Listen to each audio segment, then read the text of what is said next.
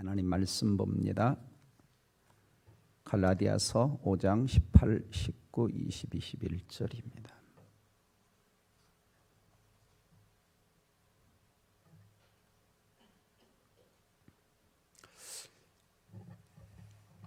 같이 읽도록 하겠습니다. 시작. 너희가 만일 성령의 인도하시는 바가 되면 율법 아래에 있지 아니하리라. 육체의 일은 분명하니 곧 음행과 더러운 것과 호색과 우상 숭배와 주술과 원수 맺는 것과 분쟁과 시기와 분냄과 당 짓는 것과 분열함과 이단과 투기와 술 취함과 방탕함과 또 그와 같은 것들이라. 전에 너희에게 경계한 것 같이 경계하노니 이런 일을 하는 자는 하나님 나라를 유업으로 받지 못할 것이요. 아멘. 자, 오늘 육체의 일에서의 승리라는 제목으로 말씀 가운데 은혜를 나누기를 원합니다. 이게 잘 써진지 모르겠네.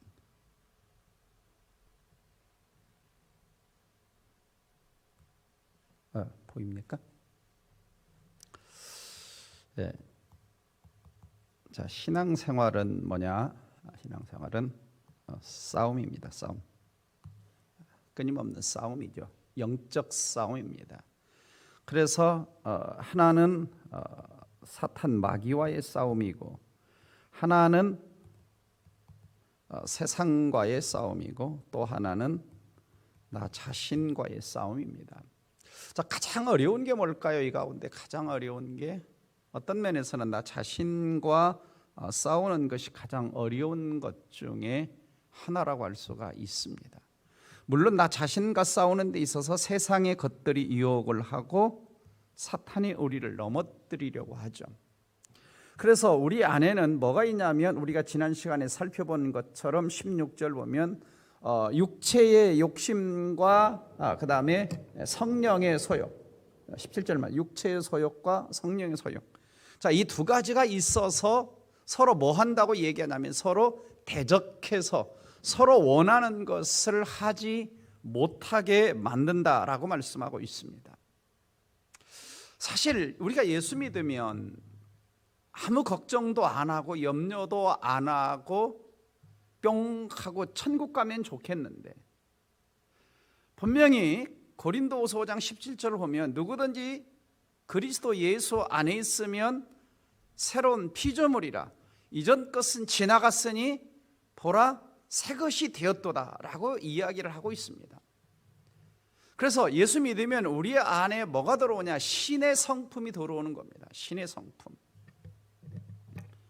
신의 성품. 신의 성품.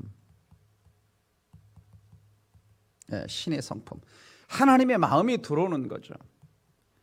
거룩한 뭐가 생겨나느냐? 거룩한 감정이 우리 안에 생겨나는 것입니다. 그래서 하나님의 말씀, 성경 말씀, 또 진리, 복음, 기도, 하나님이 기뻐하시는 일, 이런 것에 대해서 우리가 반드시 뭐 하게 돼 있느냐? 반응하게 돼 있어요. 이런 것들에 대해서 반응이 나타나게 돼 있습니다. 그래서 찬송하면 즐겁고, 기도하면 하나님과 영적인 교제가 이루어지고, 성경을 읽으면 이 성경 말씀이 내 속에서 꿀송이처럼 달고 기쁨을 주고 행복을 주는 이런 것들이 우리 안에 느껴지는 거죠. 이게 하나님 백성이죠. 그렇지만 여전히 우리 안에는 뭐가 아직도 남아있느냐? 육체의 소욕과 성령의 소욕이 여전히 싸우고 있다는 거예요. 아마 이게 없는 사람은, 싸움이 없는 사람은 둘 중에 하나예요. 천사거나 아니면 죽었거나. 그러니까 내 안에 이런 싸움이 있다? 그러면 내가 영적으로 살아있는 하나님의 백성이라고 하는 거죠. 백성. 근데 이제 오늘 성경을 보면 우리는 얼마든지 이 내게 주신 이 몸뚱아리를 가지고 얼마든지 하나님이 기뻐하시는 일을 하면서 이것을 정말 하나님의 영광을 위해서 정말 멋지게 사용해서 천사도 하지 못하는 위대한 일을 할 수도 있지만, 우리가 이 몸뚱아리를 잘못 사용하게 되면 우리가 이런 표현을 쓰기도 하죠. 짐승만도 못한 존재가 될 수도 있는 거죠. 그렇지만 저와 여러분 안에는 뭐가 있느냐? 저와 여러분 안에는 무한한 가능성이 있어요. 왜 우리 안에 무한한 가능성이 있을까요? 우리 안에는 뭐가 있냐면 성령의 내주하심이 있는 거예요. 내 안에는 하나님이 계시는 거예요. 성령이 계시는 거예요. 그래서 내 안에는 정말 연약하고 부족하고 하지 못하는 이러한 육체의 본성, 또 죄로 끌고 가려고 하는 이것이 있지만은 내 안에 성령이 계시기 때문에 그 성령의 인도를 따라 순종을 하게 되면 나를 통해서 하나님의 역사를 우리가 이룰 수가 있는 것입니다. 그래서 앞에서도 이야기한 것처럼 5장 1절에서 얘기한 것처럼 우리에게 뭐가 주어졌느냐? 우리에게 자유가 지어진 거죠. 자유. 이 자유를 하나는 육체의 기회로 사용할 수도 있고, 다른 하나는 뭐 할 수도 있다고 그랬어요? 사랑으로 서로 종로로 타는데 사용할 수도 있다고 했습니다. 특별히 이제 오늘 이 본문에서는 본문에서는 우리에게 주신 자유를 어디다 쓰는 측면을 이야기하고 있느냐 하면 육체의 기회를 향해서 쓰는 측면을 이야기해요. 그걸 육체의 일이다라고 이야기합니다. 육체의 일. 자, 먼저 18절을 먼저 보고 지나갑니다. 자, 너희가 만일 성령의 인도하시는 바가 되면 그랬어요. 자, 예수 믿으면 우리 안에 누가 오신다 그랬어요? 우리 안에 성령이 오시는 거죠. 그래서 성령이 우리의 삶을 이제 뭐 하시기 시작합니까? 인도하시기 시작을 합니다. 이 말은 무슨 말이냐면 더 이상 우리는 죄의 종이 아니라는 거죠. 더 이상 율법의 속박 가운데 있지 않다는 겁니다. 더 이상 우리를 인도하는 이는 우리의 후견인이나 어떤 청지기가 아니고 우리의 삶을 인도해 가시는 분은 누구냐? 성령 하나님이라는 거예요. 더 이상 우리는 율법 아래 있지 아니하여. 근데 자꾸만 사람들은 뭘 따라가려고 하느냐? 이 율법의 이런 그 인도를 따라가려고 하고 육체의 일을 따라가려고 한다라고 하는 것이죠. 그래서 율법 아래 있는 사람들은, 이 사람들은 진정한 어떤 면에서는 거듭났다라기보다는 종교인의 생활을 하고 있는 겁니다. 종교인의 생활. 자, 19절로 넘어가서 봅니다. 자, 그러면 우리 안에 육체의 일이 있습니다. 육체의 일. 자, 이걸 보면은 몇 가지로 나눌 수가 있는데, 이 육체의 일이 있는데, 에베소서 5장 11절에서는 이 육체의 일을 뭐라고 표현했냐면 어둠의 일이다 그랬어요. 또 로마서 8장 13절에서는 몸의 행실이라 그랬어요. 영으로서 죽여야 할 몸의 행실이다. 이런 것들이 이제 육체의 일이 우리 안에 나타나게 되는 거죠. 그래서 첫 번째 나타나는 것 중에 하나가 뭐냐? 육체의 일 가운데 첫 번째 나타나는 것이 성적 타락입니다. 자, 그래서 여기에 음행과 더러운 것과 호색, 이 세 가지가 나타나는 거죠. 자, 여기서 음행이라고 하는 것은 잘못된 성적인 관계를 말하는 것입니다. 잘못된 성적인 관계. 그 다음에 더러운 것은 좀 더 폭넓은 의미를 갖게 되는데, 육체의 불결함뿐만 아니라 마음에 계속적으로 이러한 더러운 생각을 가지고 살아가는 이러한 상태를 말하는 거죠. 그러니까 쉽게 말하면 광범위한 어떤 성적 제약을 여기서 더러운 것이라고 말한다고. 그 다음에 이제 호색은 이 베츠라는 학자는 뭐라고 번역하냐면 방종이라고 번역을 해서 방종. 모든 도덕적인 교훈을 다 내버리고 두려움이나 부끄러움 없이 죄를 짓는, 방종하는 이러한 생활. 그래서 첫 번째는 나로 하여금 이러한 타락을 하게 만드는 것이고 육체의 일이, 두 번째는 종교적인 것입니다. 종교적인 것.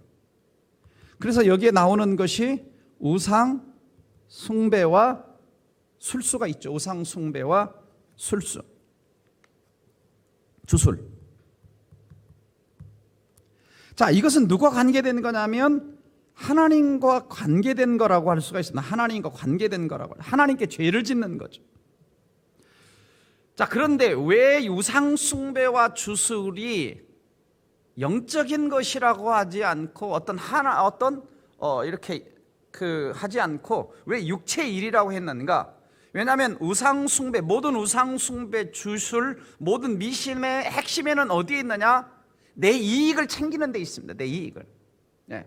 내 이익을 챙기기 위해서 우상 숭배를 하고, 내 이익을 챙기기 위해서 주술을 하고, 내 이익을 챙기기 위해서 미신을 숭배를 하는 거죠. 그래서 이것이 하나님과의 관계된 거지만 이것이 육체의 일이라고 하는 것입니다. 이것이 육체의 일. 네. 그러니까 우리가 신앙생활에서 가장 경계하고 두려워해야 될 것 중에 하나가 뭐냐면, 신앙생활의 중심이 하나님이 아니고 내가 되어질 때 이것이 뭡니까? 곧 우상숭배가 되어지는 거예요. 내가 내 삶의 중심이 되어져 버릴 때, 하나님의 중심이 아니고 내가 중심이 될 때 우리는 뭐 하고 있는 거냐? 우상숭배의 죄를 짓고 있는 거죠. 사실상. 또 주술이라고 하는 것은 본래 다른 사람을 해치려고 악마의 힘을 빌려가지고 하려고 하는 이 악마의 힘을 빌려서 다른 사람을 해치는 마술 같은 이런 행위들이 여기서 주술이죠. 주술. 네, 주술.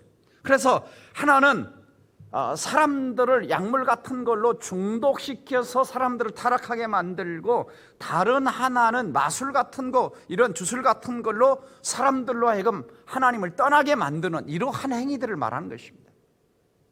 그러니까 자, 이런 자들 안에 하나님 나라가 있겠어요? 없는 거죠. 자, 세 번째는 사회적인 악입니다. 사회적인 죄악들이죠. 자, 원수 맺는 것, 분쟁과 시기, 분냄과 당짓는 것, 불리함과 분열함과 이단과 투기, 이런 것들인데, 자, 주로 이런 것들은 이제 다른 사람에게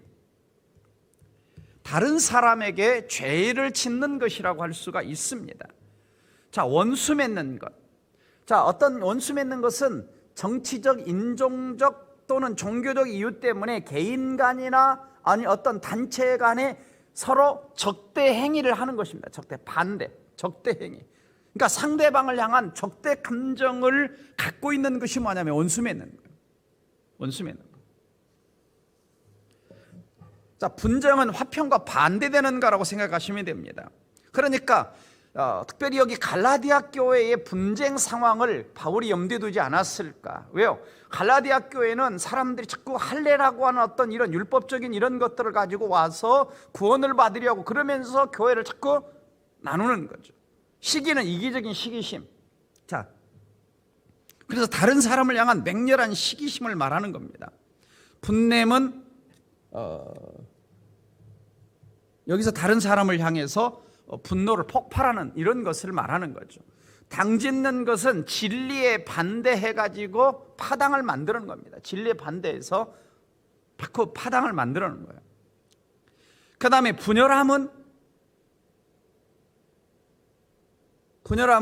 성도들 사이에 불화를 일으키는 거예요. 성도들 사이에 불화를 일으키는 거.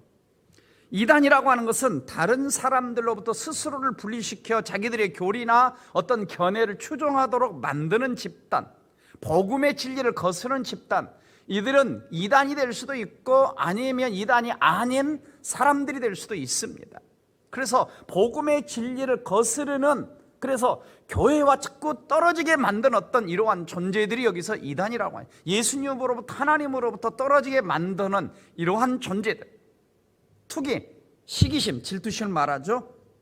그 다음에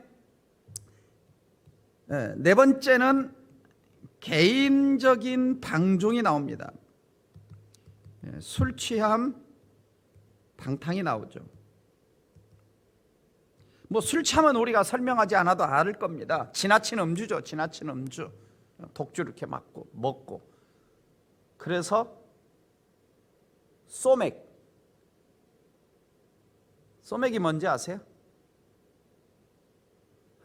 저도 소맥이 뭔지 몰랐는데 중학교 동창 모임을 갔는데 저녁 7시 만나는데 밤 10시까지 쉬지 않고 소맥을 하는 거예요. 소맥을. 그래서 이렇게 맥주를 따라 놓고 그 가운데 소주잔을 놓고 거기다가 빠지지 않을 만큼 다 놔가지고, 야, 저는 그 처음 봤거든요. 왜냐하면 주변에 다 친구들이 다 교회 울타리 있는데 하도 중학교 동창 모임에서 어떻게 제 연락처를 알았는지 연락이 왔어요.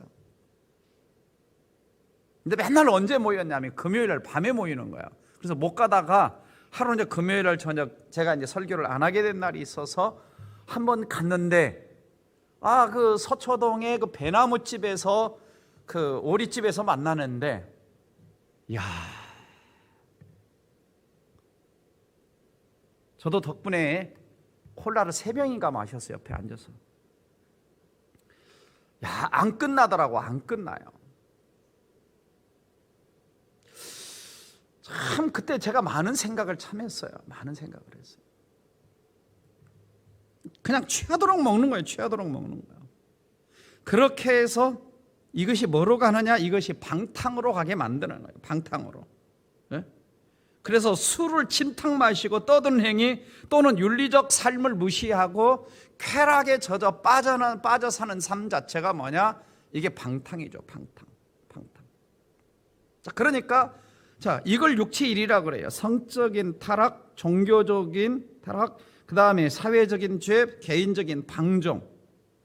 자, 이러한 것들.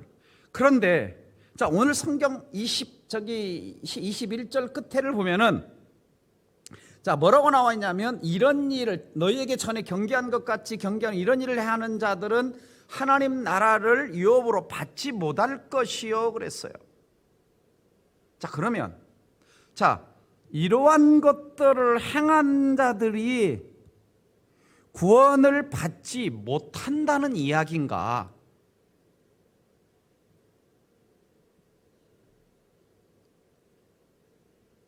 참 어려운 해석의 문제입니다. 이 본문에 대해서.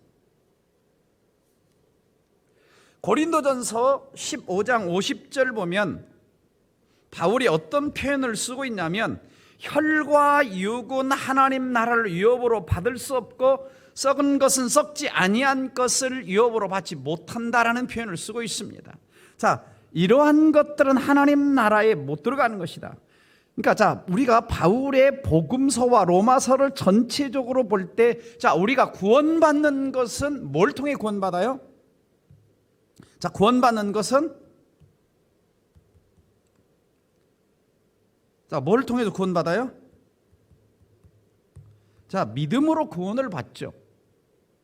이런 행위 자체에 어떤 근거를 두고 이 사람을 갖다가 구원받았다 못 받았다 이렇게 해버리게 되면 천국에 들어갈 사람이 아마 하나도 없을 거예요. 하나도 없을 거예요.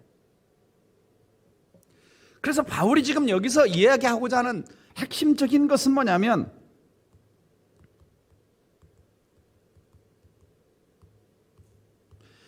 방향성의 문제예요. 방향성의 문제. 육체의 일과 그 다음에 성령의 일은 반대 방향에 있죠. 이 육체의 일은 하나님으로부터 멀어지게 만드는 거예요. 그 다음에 성령의 일은 하나님께 가까워지게 만드는 거죠. 그러니까 그런 측면에서 보면은 이런 쪽으로 가게 되면 결국 하나님으로부터 뭐 하는 겁니까? 멀어져서 하나님 나라에 못 들어가는 사람이 되지만은 이쪽으로는 하나님께 가까이 가게 되기 때문에 하나님께 천국에 들어갈 수 있는 거죠. 그러면 아까 육체의 일을 한 번이라도 빠진 적이 있는 사람은 구원을 받을까요? 못 받을까요? 이런 사람은 회개할 수도 없고 구원을 받지 못한다는 말인가? 그것은 아니라는 거죠. 누구든지 성경을 보면 누구든지 예수 믿고 구원받으면 천국에 갈 수 있고 하나님의 자녀가 될 수 있고 어떤 죄도 용서받을 수 있어요. 그리고 지금 이 본문의 말씀은 누구를 향해서 이야기를 하는 겁니까? 갈라디아서 5장은 받는 수신자가 누구예요?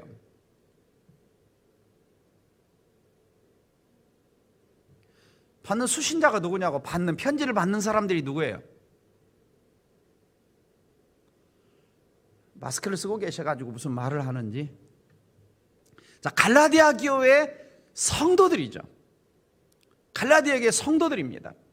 그러면 성도들 안에 지금 이 두 가지가 있다 없다는 거예요. 사실은 있다는 겁니다. 그러면 바울이 여기서 너희들 구원 못 받았다는 이야기를 하고 싶은 겁니까? 본질이 그것이 아니라는 거죠. 본질이 그것이 아니에요.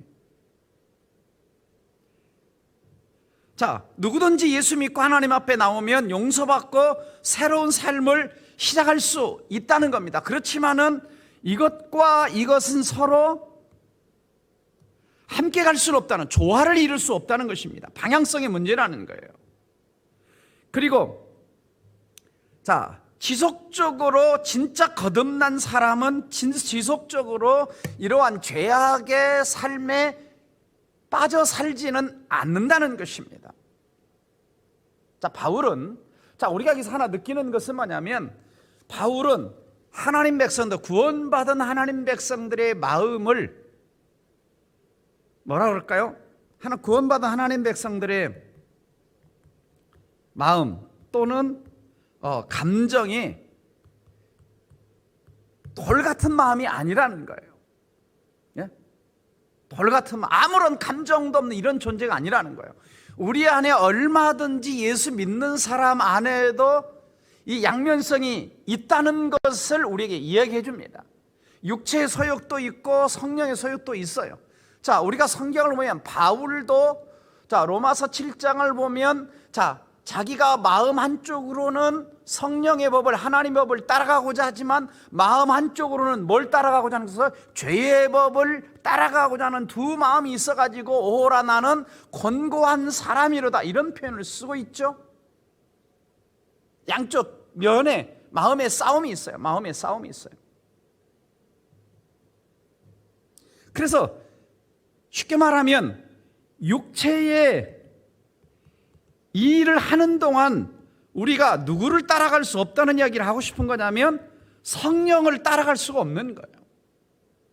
성령을 따라갈 수 없는, 여기에 바울의 초점이 있지 않는가. 그래서 하나님은 여기서 원하시는 것은 바울을 통해서 우리가 어느 방향으로 가기를 원하시는가, 성령을 따라서 하나님이 기뻐하시는 방향으로 가기를 원하신다는 것입니다. 그래서 하나님의 요구는 뭐예요? 우리가 성령의 열매를 맺는 거죠. 성령의 열매를. 성령의 열매를 맺는 겁니다. 그래서 여기서 바울이 얘기하고 싶은 것은 어떤 면에서 우리의 삶의 방향성 또는 원리 또는 목표, 이러한 것들이 육체의 일이 되어서는 하나님 나라의 일을 이룰 수도 없고 성령의 열매를 맺을 수도 없다는 것을 바울이 우리에게 강조하고 싶은 것입니다. 그래서 내 안에 정말 성령의 사람이냐 아니냐, 성령의 사람이냐 아니냐, 이것을 이제 판별할 수 있는 것 중에 하나가, 성령이 우리 안에 오시게 되면, 성령이 우리 안에서 오시기 시작하면은 가장 먼저 성령이 우리 안에 사시는 것 중에 하나가 뭐냐면 우리의 지각, 우리의 생각을 새롭게 만드시 시작한다. 우리의 생각. 그래서 성령이 우리 안에 오시면 우리의 생각과 지성을 새롭게 하셔서 이런 것들이 우리 안에 들어와서 우리 안에서 육체의 일을 따라가게 되면은 성령이 우리의 생각과 마음을 뭐하게 하시냐? 괴롭게 하시는 거예요. 우리 안에서 갈등하게 하시는 거예요. 그래서 성령은 우리 안에 오셔서 이러한 것들이, 이러한 죄가 뭐하다는 걸 자꾸 느끼게 만드냐? 더럽다는 것을 느끼게 만드시는 거예요. 근데 성령이 내 안에 오셨는데도 이런 것들에 대해서 갈등도 없고 괴로움도 없고 아무런 감정도 없다면 이 사람은 정말 내가 거듭났는가를 생각해 볼 필요가 있는 것이죠. 그래서 바울이 얘기하고자 하는 것은 누구든지 참으로 예수 믿는 사람들은 지속적으로 그 속에 빠져 있을 수 없다는 것입니다. 또 하나는 뭘 새롭게 하시냐면은 성령이 우리 안에 오시면 우리의 감정을 새롭게 하십니다. 감정을 새롭게 하세요. 그래서 조나단 에드워드는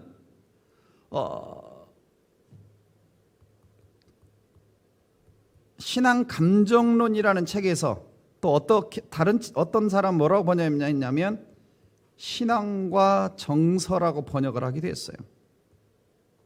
자, 이 신앙 감정론이라고 하는 책을 보면은 조나단 에드워드가 우리 마음에 느껴지는 감정, 저 사람이 참 신자냐 아니냐라고 하는 표지가 뭐냐? 그 속에 거룩한 감정이 있다는 것입니다. 거룩한 감정. 하나님을 사모하고 말씀을 사모하고, 그래서 쭉 가짜 표지들과 진짜 표지들, 진짜 표지 12가지, 그 다음에 소극적 표지 12가지, 가짜 감정들도 12가지 이렇게 해가지고 약 한 600페이지 정도 되는 책 속에서 이 감정을, 아주 미묘한 감정을 설명을 하고 있는 거예요. 뭐 제가 이 책을 다 설명할 수는 없고. 자, 조나단 에드워드가 왜 이러한 설교와 이러한 책을 쓰게 되었냐면은 1700년대 그때만 하더라도 이제 이 미국의 문화가 어떻게 됐냐면, 이제 어떤 도시가 세워지잖아요. 도시가 세워지면은 가장 먼저 도시 한가운데 예배당을 먼저 짓습니다. 그 다음에 예배당 짓고 관공서 짓고 사람들이 필요한 어떤 시설들을 짓고, 그 다음에 사람들이 집들이 이렇게 사는 거예요. 그러니까 모든 것의 그 당시 중심이 뭐냐? 예배당인 거예요. 그래서 다 예배당을 가야 되고, 당연히 11조는 법적으로 다 11조는 반드시 해야 되고, 그러다 보니까 사람들의 상태가 어떻게 되냐면, 모든 사람이 교회를 다니는데 조나단 에드워드가 보니까 이게 예배당은 다니고 왔다 갔다 하는 것 같은데 도무지 거듭난 표시가 안 보이는 거야. 진짜 예수 믿는 표시가 안 보이고, 교회에서 찬송도 하고 봉사도 하고 예수 믿는다고 막 이렇게 하기는 하는데 예수 믿는 증거들이 안 보이는 거예요. 그래가지고 이러한 표지들을 제시하는 거예요. 이런 표지가 없는 사람은 구원받지 못한 사람일 수 있다. 이렇게 조나단 에드워드가 그 자기가 담임 목회하는 그 교회에서 제시를 했는데 당회에서 쫓겨났어요. 그 반대파들한테 그런 제시를 했다고, 그래 이게 없는 사람은 구원 못 받았다고 하니까 사람들이 담합해가지고 이 사람을 쫓겨났어요. 사실은 조나단 에드워드는 미국 사람들 가운데 미국 사람들이 가장 존경하는 인물이 조나단 에드워드예요.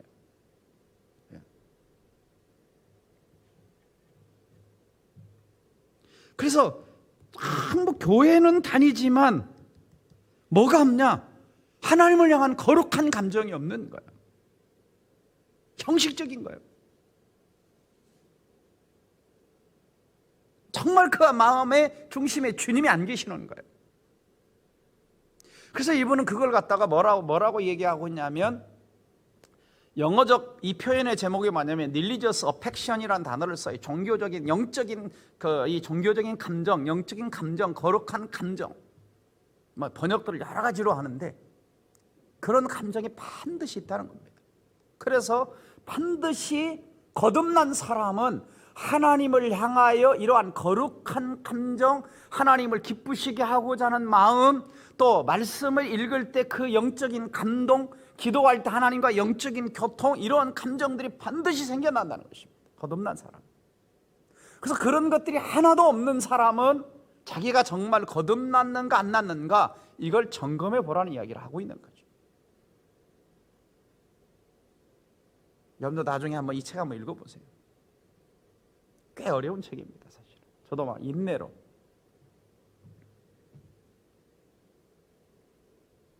네. 여기만 어떻게 지우죠? 밑에만. 네. 그래서 첫째는 지각을 새롭게 하고, 두 번째는 우리의 감정을 새롭게 하고, 그 다음에 세 번째는 우리의 뭐라고 그래요? 보는 눈을 새롭게 하시는 거죠. 보는 눈을. 그래서 우리가 어떤 것을 볼 때에 이웃을 볼 때에 이웃을 내 이용의 대상이나 어떤 내 욕심을 채우는 대상이나 이런 대상이 아니라 육체의 기회의 대상이 아니라 뭐로 보는 거예요? 사랑의 대상으로 보는 거예요. 사랑으로 종로로 타는 대상으로 보는 거예요. 그래서 뭐가 새로워지기 시작을 하냐면 사람들과의 관계가 새로워지기 시작을 하는 거죠. 그러니까 늘 어떤 사람들 보면 원수 맺고 산다, 분열하고 산다, 이 사람들은 거듭났는가를 사실상은 봐야 되는 거죠.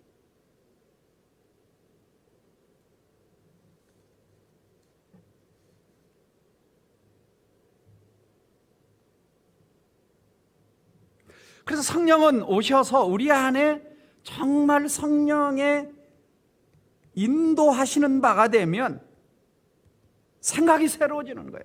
그래서 죄를 볼 때 제가 추하고 더럽다는 것이 우리의 지성 속에 오는 것입니다. 우리의 감정 속에 거룩한 감정이 생겨나서 하나님이 기뻐하는 영적 감정들이 교통하고 생겨나는 거예요. 그 다음에 우리의 보는 눈이 자기의 이익이나 자기 중심이 아니라 세상 어떤 이웃이 내 욕구의 대상인 어떤 이익의 대상이 아니라 사랑의 대상이라고 하는 것이라는 것이 우리 마음에 오는 겁니다. 그러므로 결론적으로는 우리가 가장 이 말씀을 들으면 해야 될 것은 뭐냐면 우리 안에 성령을 소멸하지 않아야 돼요. 성령을 소멸한다라고 하는 것은 성령을 무시해버리는 거죠. 성령을 무시해버리는 거예요. 성령이 우리 안에서 뭐 하고 싶어 하시는 거예요? 성령이 우리 안에서 뭐 하십니까? 우리의 지성과 감정과 우리의 의지를 주장해서 우리를 하나님이 기뻐하시는 길로 늘 인도하고 계시고 말씀하고 계시고 이끌고 계시고 도와주고 계시고 격려하고 계시고 촉구하고 계시고 늘 이런 일들을 누가 하고 계시는 겁니까? 성령이 하고 계시는 겁니다. 성령이 하고 계시는 거예요. 그래서 이 말은 무슨 말이기도 하냐면은 반대로 말하자면은 성령에 대한 민감성을 우리가 끊임없이 가져야 된다는 거죠. 그래야만이 우리 안에 성령의 민감성이 있으면 죄가 우리 속에 딱 다가오면 이게 성령이 거부감을 딱 일으켜요. 전에도 제가 한번 말씀드렸죠. 우리 그 마스크를 주신 그 권사님이 저하고 이제 제자 훈련을 한 25년 전에 저하고 제자 훈련을 하셨는데 그분이 뭐라고 말씀을 하시냐면 자기는 하나님이 기뻐하지 않는 것이 딱 다가오면 자기가 벌써 그 심령 속에서 거부감이 딱 온대요. 극장을 들어갔는데 하나님이 기뻐하지 않았던 영화 그러면 몇 장만 딱 봐도 이게 마음의 거부감이 팍 하고 그냥 온다는 거예요. 온다는 거예요. 굉장히 이런 분들은 영적인 민감성이 굉장한 거죠. 그래서 지난번에도 만났는데 그런 말씀을 하시더라고요. 옛날에 자기가 하늘산 기도원을 참 많이 다니셨는데 그때 보면 밤새도록 거의 기도하다 밤새도록 아침이 될 때까지 기도하는 사람은 자기밖에 없었다고 하시더라고요. 그러니까 그 정도로 하나님 앞에 기도하는 생활을 참 많이 하시다 보니까 영적인 민감성 이런 것들이 있어서 하나님이 기뻐하지 않는 것들이 다가오면은 금방 깨닫는 거예요. 그러니까 어떤 면에서는 이분 안에는 뭐가 있었던 거냐면 거룩한 감정이 충만했던 거죠. 그 다음에 두 번째는 성령이 이렇게 민감성을 주시면서 성령께서 우리 안에 뭐를 말씀하시냐면 하지 말라라는 말씀을 하시면 우리가 과감하게 버릴 것은 버려야 된다라고 하는 거죠. 버릴 것은 버려야 된다. 그렇지 않으면 우리가 영적으로 무뎌지는 겁니다. 무지해요. 그리고 아까 말씀드린 것처럼 세 번째는 성령을 의지함으로 우리의 지성과 감정과 우리의 의지를 새롭게 해야 되는 거예요. 이게 새로워지면 뭐가 많이 찾아오냐면 이것이 지성, 감정, 의지가 새로워지면은 성경을 읽을 때나 말씀을 들을 때나 묵상을 할 때나 이 영적인 깨달음이 많이 찾아와요. 영적인 깨달음이에요. 아하. 그래서 성경을 읽으면 동의가 되고 성경을 목사님의 설교 말씀을 들으면 감동이 되고 거기에 수긍이 가고 마음에 이렇게 맞아 그대로 살아야 되겠다 마음에 결단이 찾아오고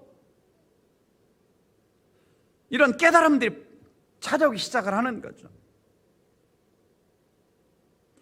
그럴 때 이런 것들이 있게 될 때 우리가 뭘 이길 힘이 생기냐면 육체의 일이 힘을 잃게 되고 이길 수 있는 힘이 생기는 것입니다.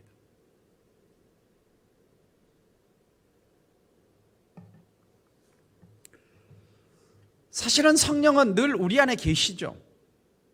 그래서 우리가 육체의 일을 따라가고 성령의 음성에 순종하지 않으면 이걸 성경은 뭐라고 표현하고 있느냐? 성령을 더 이상 슬프게 하지 말아라 라고 말씀하고 있는 거죠.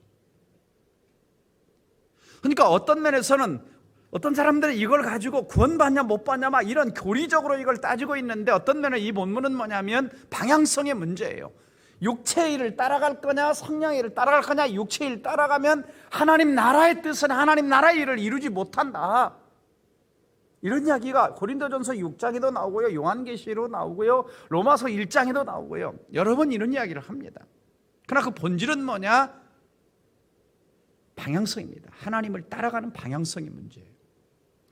오늘 또 저와 여러분이 다시 한번 내가 누군가라고 하는 정체성을 좀 깨닫기를 바랍니다. 그래서 18절로 다시 돌아가면 성령의 인도하시는 바가 되면, 이 말은 뭐냐면 성령 인도하시는 바가 되면 너는 성령의 사람이라는 거예요. 성령의 인도를 받는 사람은 성령의 사람이고 그 안에는 성령이 내주하시고 성령이 내 안에 역사하고 계시기 때문에 이러한 육체의 일들이 다가올 때 이걸 따라가지 말고 성령의 음성에 순종해서 따라가면 다음 주 이야기하겠지만 성령의 열매를 맺고 하나님을 기쁘시게 하는 삶을 살아간다. 그래서 오늘 또 우리가 성령의 어떤 인도와 성령의 역사 우리 말씀하시면 민감하게 반응하고 소멸하지 말고 그 다음에 성령께서 우리 마음에 찾아오셔서 이건 안 된다, 이건 내가 좋아하는 게 아니야, 기뻐하는 게 아니야, 이거 버려, 이렇게 바꿔, 이렇게 말씀하시면 우리가 순종하고, 그리고 성령의 능력을 따라서 저와 여러분이 지성이 새로워지고 거룩한 감정이 일어나고 우리가 의지가 새로워져서 하나님이 주시는 것들을 좀 그때그때마다 잘 깨닫고 좀 영적으로 풍성한 좀 자리에 들어가는 우리 성도들이 되시기를 예수님의 이름으로 축원합니다. 기도하겠습니다.